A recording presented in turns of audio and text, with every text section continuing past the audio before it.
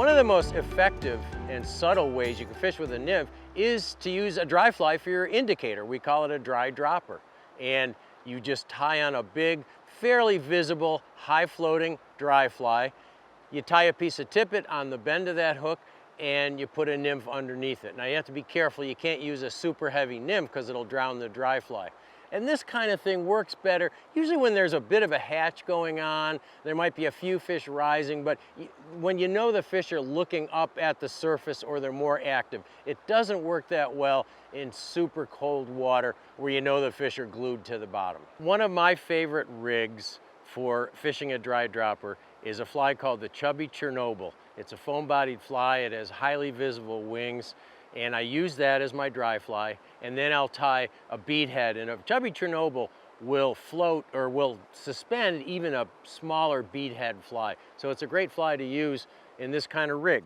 So I'm gonna just grab one of my high-floating Chubby Chernobyls and tie it onto my tippet, just the normal way.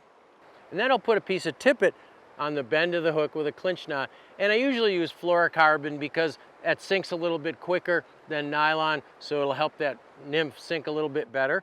I'm gonna just take a piece of 5X fluorocarbon and I'm gonna tie it around the bend of this dry fly. So this one happens to be about, I don't know, a foot long, maybe a little bit longer. And then I'll just put on, I don't know, a little copper john, and that's all there is to it. A dry dropper rig.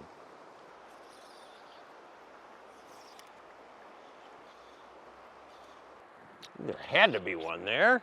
Well, I did not expect that. There's nothing remotely like this Chubby Chernobyl on the water right now. Just goes to show you, I put on that big dry fly and this beautiful brown trout came up and just inhaled that big dry fly. Beautiful brown trout. The joys of dry dropper fishing. What a beautifully colored brown. Bye, buddy.